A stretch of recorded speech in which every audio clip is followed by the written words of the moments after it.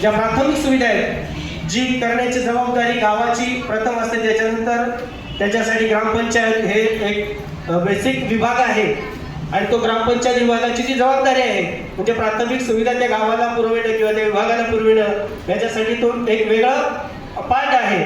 परंतु तसं काही होताना दिसत नाही. म्हणजे गावात जर अंतर्गत रस्ता झाला तर तो एकदा केला तर मग तो काही जीर्ण होईपर्यंत दुरुस्तच होत नाही. ही एक खूप मोठी समस्या. महत्त्वाची गोष्ट म्हणजे पाणी, स्वच्छ पाणी. तर कित्येक वाड्यांमध्ये क्वचित असे एखादी वाडी असेल की तिथं एखाद्या NGOने फिल्टर बसवला असेल स्वच्छ पाणी पिण्याचा, परंतु शासनाने कुठे बसवलं असं मला अजूनपर्यंत दिसलं नाही.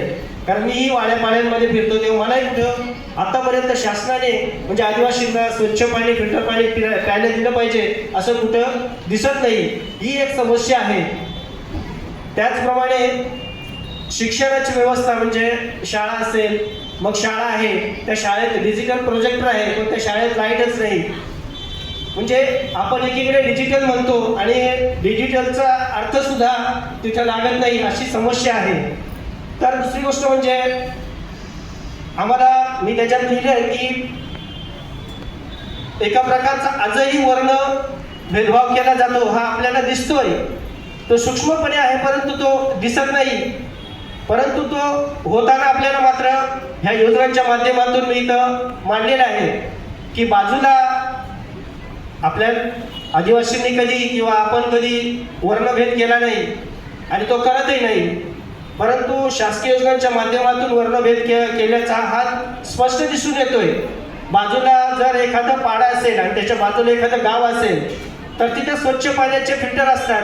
त्यांची विहीर असते तर त्यांच्या विहिरीला चांगली जाळी असते. मग त्यांच्याकडे नळाची सुविधा प्रत्येक घराघरामध्ये असते. परंतु त्याच बाजूला जर एखादं पाडा असेल तर तिथं पाणी येतच नाही. त्यांना फिल्टर तर लांबच, परंतु आपली लोक जाऊन पाणी ओढ्यावरून कुठेतरी म्हणजे आपल्या भाषेत डवरा म्हणतात, खड्डा म्हणतात, डोहातून एखादं पाणी घेऊन पिण्यासाठी येतात.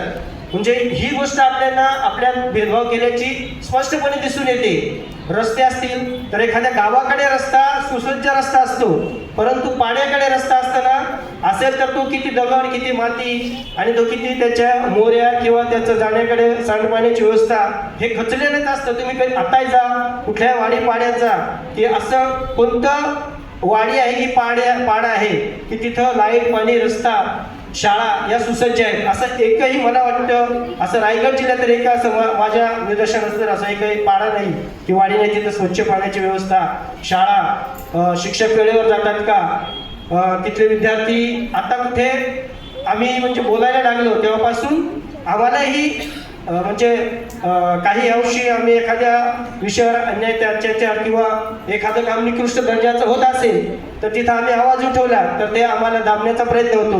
म्हणजे ही